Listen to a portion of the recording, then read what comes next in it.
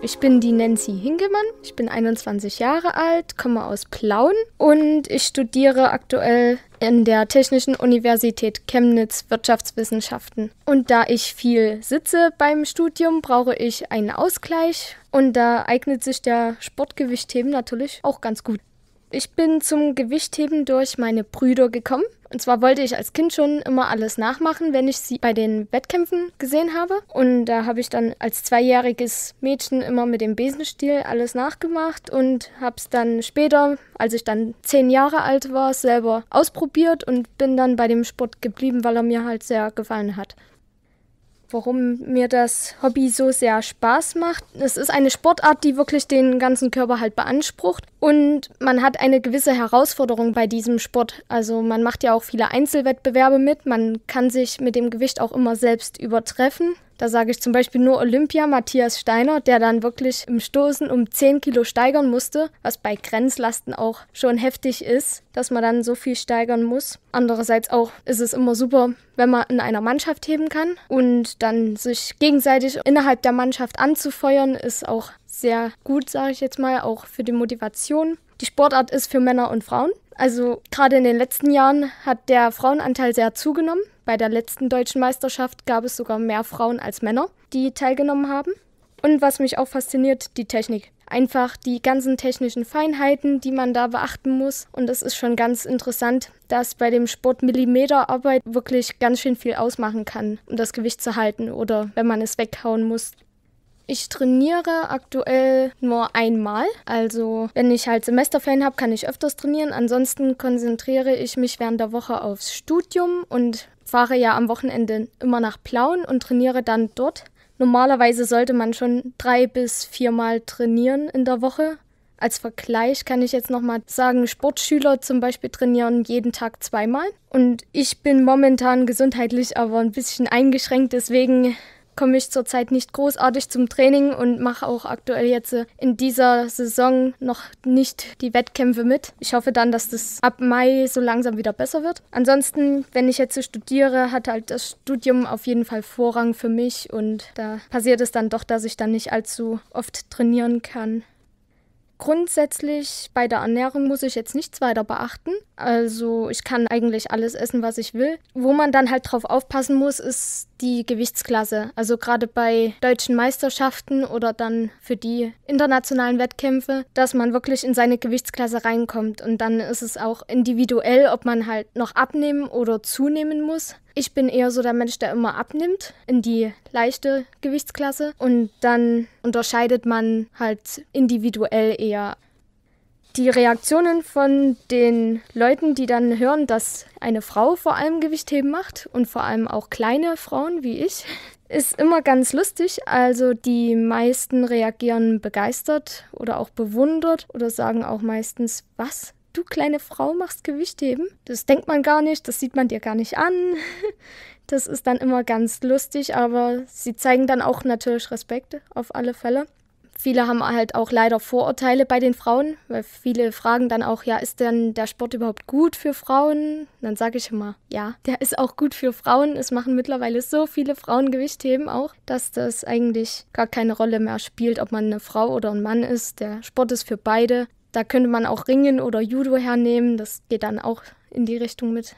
Worauf ich in meiner Karriere besonders stolz bin, ist, dass ich halt sehr oft einen deutschen Meistertitel erreichen konnte. Bei der Jugend habe ich den Titel 3-mal geschafft, bei den Junioren 4-mal und bei den Frauen habe ich 4-mal Bronze geholt und 1-mal Silber.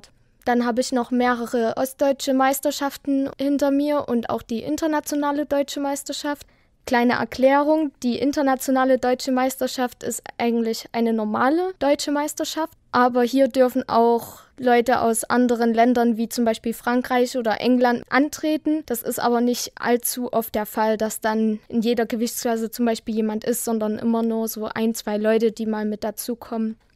Das Wichtigste in einem Wettkampf ist vor allem die Konzentration, dass man selbst zwar Ruhe bewahrt auch in der jeweiligen Situation, dass man sich nicht zu sehr auf die Gegner konzentriert, sondern wirklich auf sich selbst und vor allem, dass man sich selber auch motivieren kann.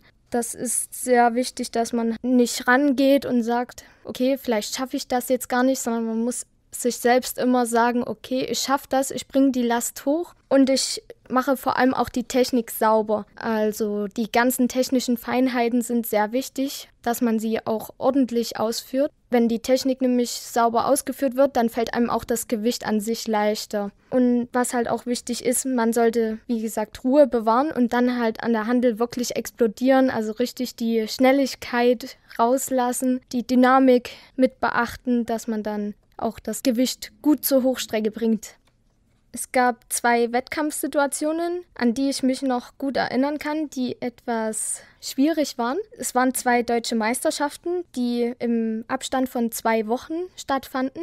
Zuerst war es die deutsche Meisterschaft der Junioren gewesen und danach nochmal die deutsche Meisterschaft der Jugend. Und ich hatte eine Gegnerin in meiner Gewichtsklasse, die war wirklich sehr hart für mich damals. Und es war bei der ersten deutschen Meisterschaft so gewesen, dass sie weniger gewogen hat als ich. Das heißt, ich musste mehr Last zur Hochstrecke bringen. Da hatte ich dann auch knapp 2 oder 3 Kilo Vorsprung. Also der Wettkampf war schon zwischen uns knapp gewesen. Und dazu hatte ich mich dann im Reisen bei diesem Wettkampf noch verletzt. Da habe ich dann einen technischen Fehler gehabt und die Handel etwas zu weit hinten gehalten im Reisen.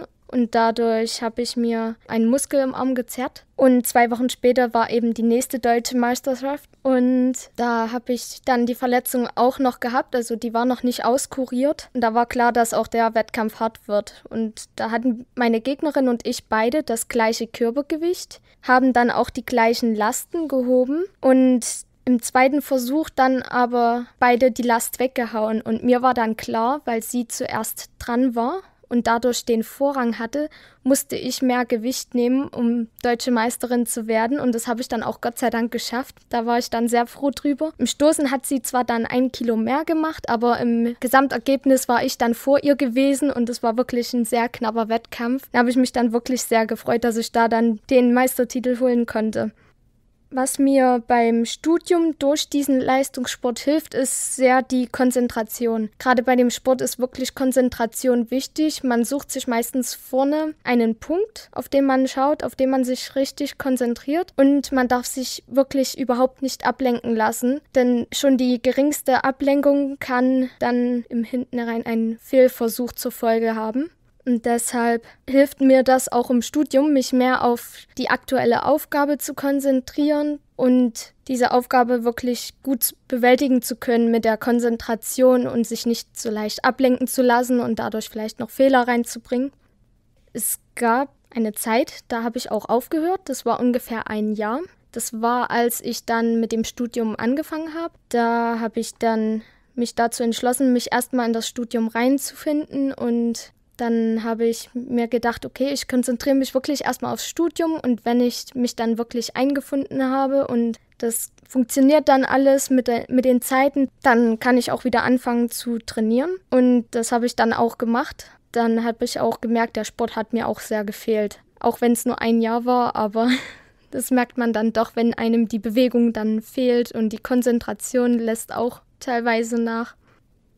Ich könnte mir selbst nicht vorstellen, mein Hobby jetzt, das Gewichtheben zum Beruf zu machen. Damit könnte man jetzt wirklich kein Geld verdienen, sage ich es jetzt mal so. Also es ist schon ein Riesenunterschied, wenn man Gewichtheben macht oder Profifußballer ist. Also ich meine, Matthias Steiner zum Beispiel kommt jetzt auch so viel rum und alles, aber hat sich nicht nur auf das Gewichtheben allein versteift, sondern hat auch einen normalen Job gehabt. Und darüber sollte man sich bei diesen Sportarten schon immer im Klaren sein, dass man sich nicht nur auf den Sport fixieren kann, sondern man muss ganz normal trotzdem einen anderen Beruf machen. Und deswegen würde mir selbst nie in den Sinn kommen, das Hobby direkt als Beruf auszuüben. Das wäre an dieser Stelle nicht optimal. Welche Ziele ich dieses Jahr noch habe. Dieses Jahr möchte ich auf alle Fälle versuchen, mich erstmal komplett auszukurieren mit meinen Verletzungen und gesundheitlichen Einschränkungen. Und dann möchte ich in der neuen Saison wieder angreifen und möchte versuchen, dann dort meine sportlichen Erfolge wieder zu verfolgen und dann vielleicht auch wieder mehr Lasten darauf zu legen. natürlich auch wieder die Technik zu verbessern. Und ich hoffe, dass dann bis dahin auch die Mannschaft wieder komplett da ist, dass dann auch diejenigen, die jetzt aktuell verletzt sind, wieder dabei sind und dass wir dann wieder mehr Punkte machen. Das wären die angestrebten Ziele dieses Jahr.